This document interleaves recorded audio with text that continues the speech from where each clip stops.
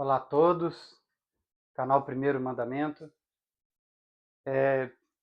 Continuando, né, a nossa série aí do tipos de Bíblia, né? Foi o nome que eu dei para a série. Hoje nós vamos falar a respeito dos considerados apócrifos, tá? Eu tenho aqui, eu já mostrei lá em vídeo anterior, eu tenho essas, né, essas obras aqui. Eu comprei, né? Os chamados apócrifos da Bíblia, né? Tem o volume 1, o 2 e o 3. Essas obras aqui que eu adquiri, elas estão repletas de escrituras, né? Só que aquelas obras ali são as consideradas apócrifas, tá, gente? Dando uma recobrada aí. As escrituras que falam, né, desde o princípio, vamos dizer assim, do mundo, né? Até os dias, quase que os dias de hoje, nós temos um monte de escritos, cartas, temos muita coisa.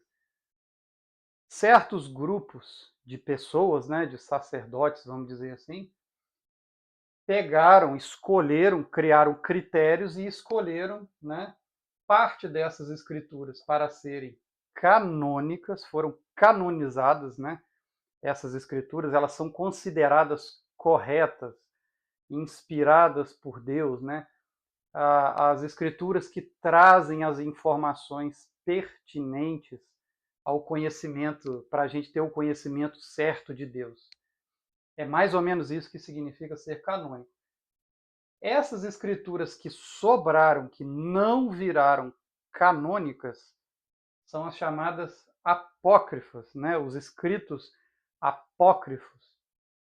Diga-se de passagem, eu mostrei para vocês, são muitos, tem muito conhecimento aí, que foi, né, considerado apócrifo por não ser canônico, tá? É um raciocínio dual, é um dualismo. O que não é canônico é apócrifo. O problema aqui é o seguinte: duas divisões apenas. Apócrifo é fácil, só tem duas divisões para facilitar, né? Como é que eu vou dizer? Para facilitar a orientação do conhecimento. Os apócrifos, você divide facilmente em duas condições. Ou ele é antes de Cristo, ou ele é depois de Cristo. Fácil, só isso. Os apócrifos que são antes de Cristo, por exemplo, o livro de Adão e Eva, tá? Tem ali nos apócrifos, na Bíblia, né, que é quase uma redundância, né? A Bíblia, que é canônica, a Sagrada Bíblia, a Bíblia Sagrada, né? Ela não tem o livro de Adão e Eva. Nos apócrifos tem, sim, Adão e Eva deixou relatos escritos para as posteridades, para as próximas gerações, vamos dizer assim. Dessas duas divisões, nós temos aí antes de Cristo e depois de Cristo. Dei um exemplo aí de Adão e Eva, que é antes de Cristo. Depois de Cristo também, tá, gente? Tem muito escrito apócrifo, considerado apócrifo, tá? Então, basicamente é isso. É duas divisões. Tem antes de Cristo, depois de Cristo. Nada mais. Aqui eu coloquei meu lembrete aqui, ó. Católicos versus protestantes. E esse número 6 aqui. Em vídeos anteriores eu já falei para vocês que tem uma diferença de 6 escrituras, de 6 conteúdos, né? De 6 conteúdos da Bíblia católica para a protestante, ou evangélica, você chame do jeito que você achar melhor. Tem 6 livros de diferença de uma para a outra. Todos os outros escritos da Bíblia católica e evangélica são totalmente iguais. Eles têm apenas 6 conteúdos de diferença. O que isso gera de problema, tá?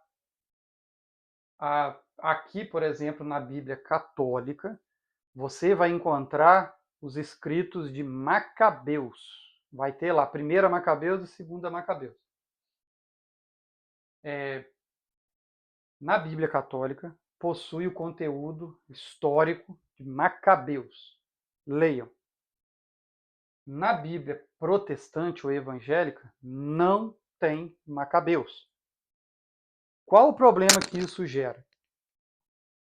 Se você lê a Bíblia protestante, você vai ler o Antigo Testamento inteiro, vai falar da opressão babilônica que o povo de Israel sofreu, da opressão egípcia, da opressão da Síria, vai ter o povo de Israel teve brigas, teve, né, confusões aí com alguns povos, vamos dizer assim.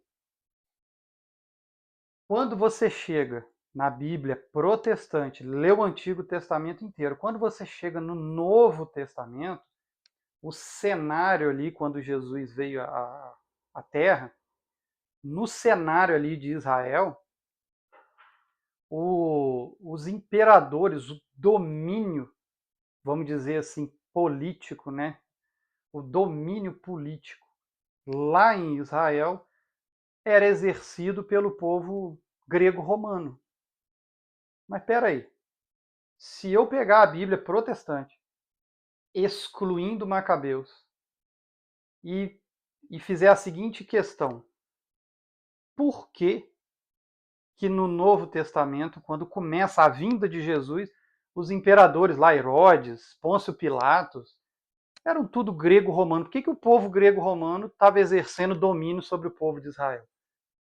Na Bíblia protestante, você não vai encontrar nenhuma informação que te ajude a explicar essa pergunta. Agora, na Bíblia católica, possui os escritos de Macabeus.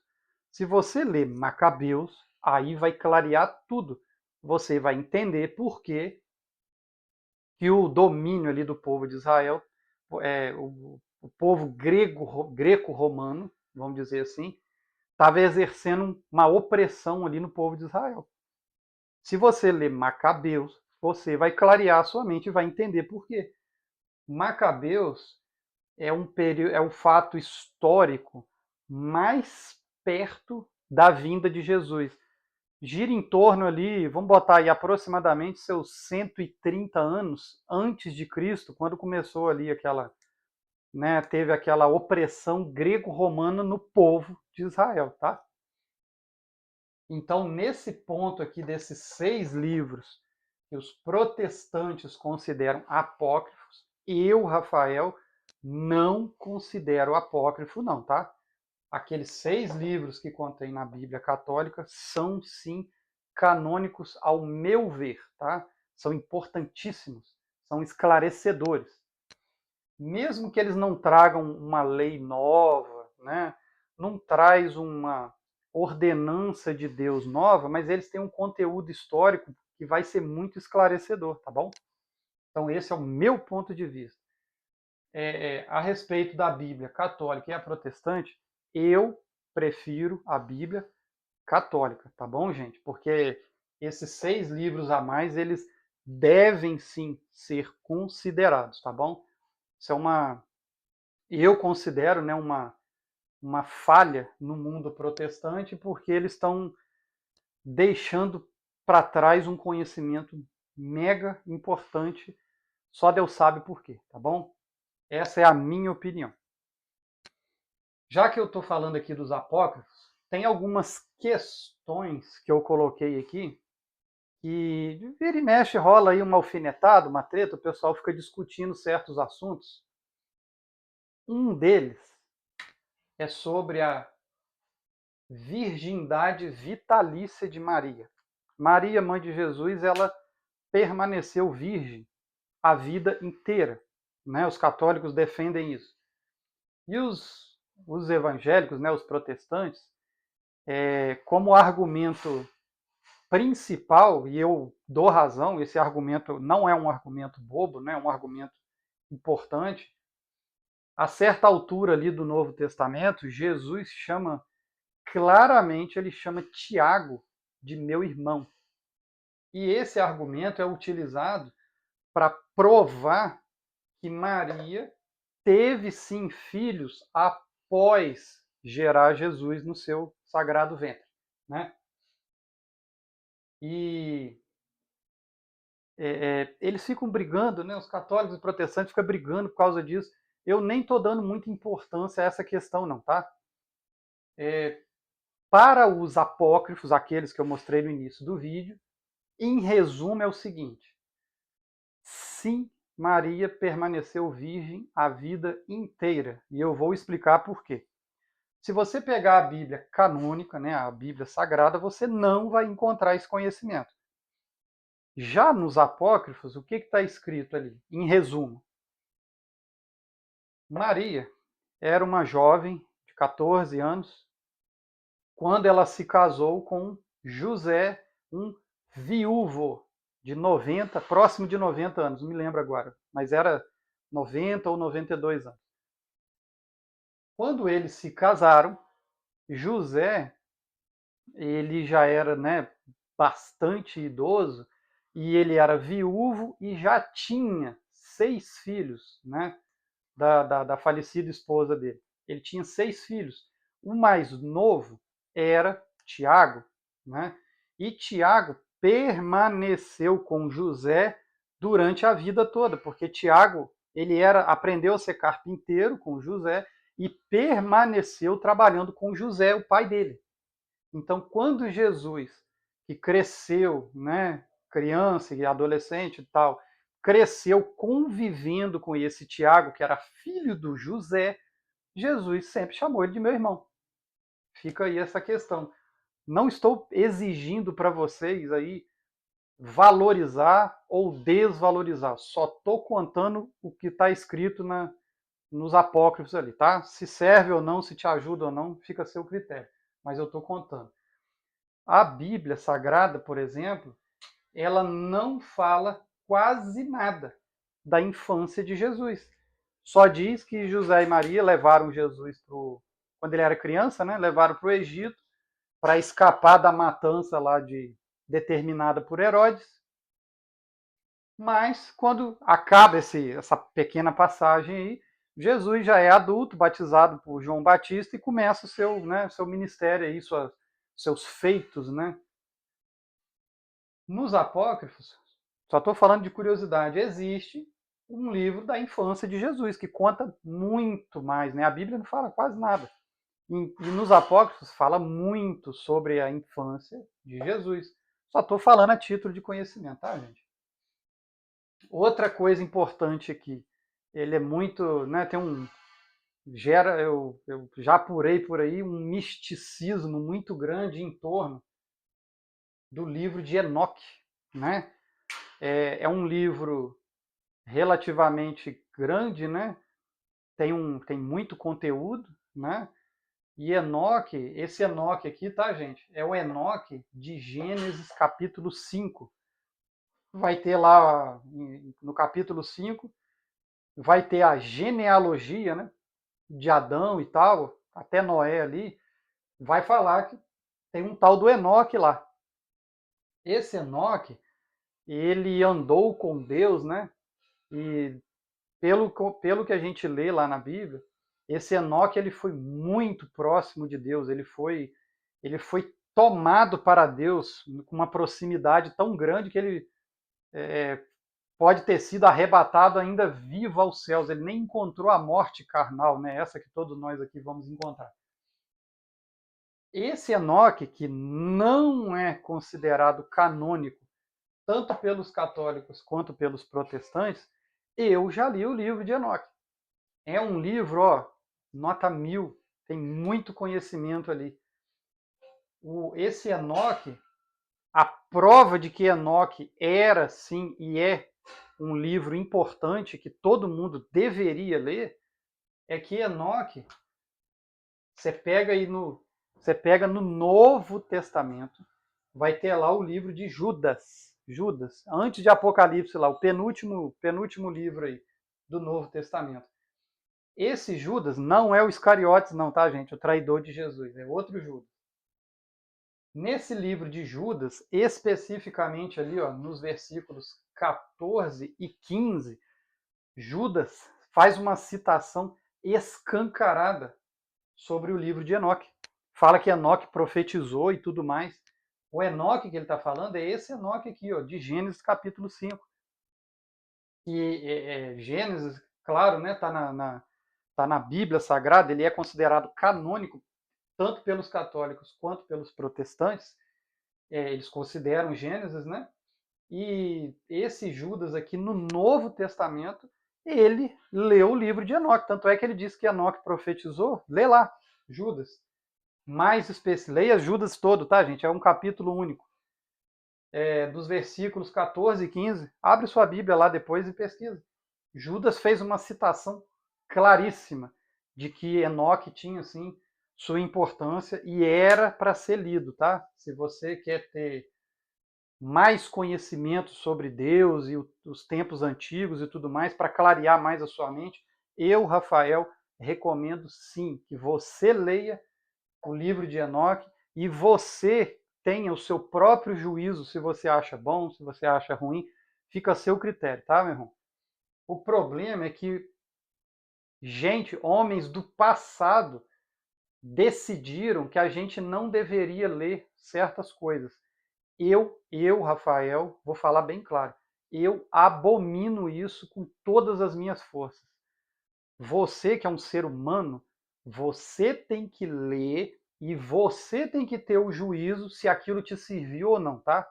Não deixa nenhum homem, principalmente do passado, que você nem conheceu, não teve nem a chance de conhecer, um homem do passado ficar decidindo o que você deve ou não deve ler, não, tá? O conhecimento é seu, o juízo é seu, você tem que decidir, tá bom?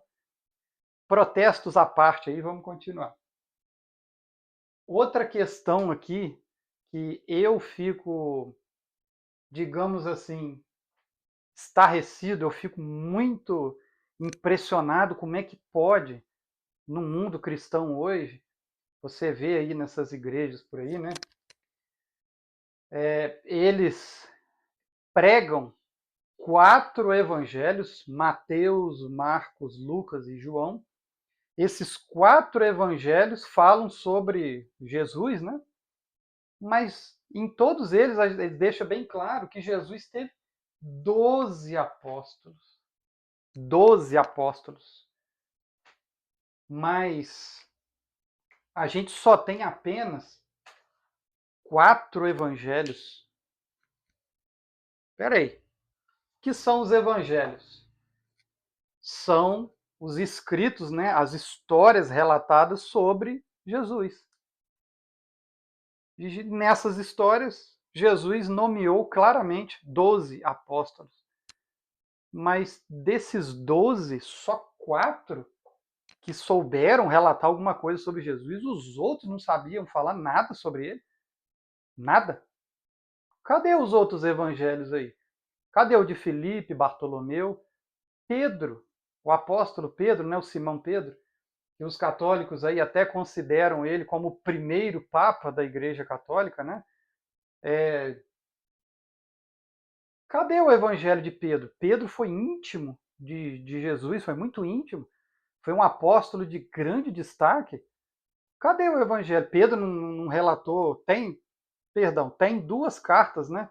Primeira e segunda Pedro no Novo Testamento, mas aquilo ali, Pedro não tá falando sobre, ele não está contando a história de Jesus, né? Ele está mandando a carta lá.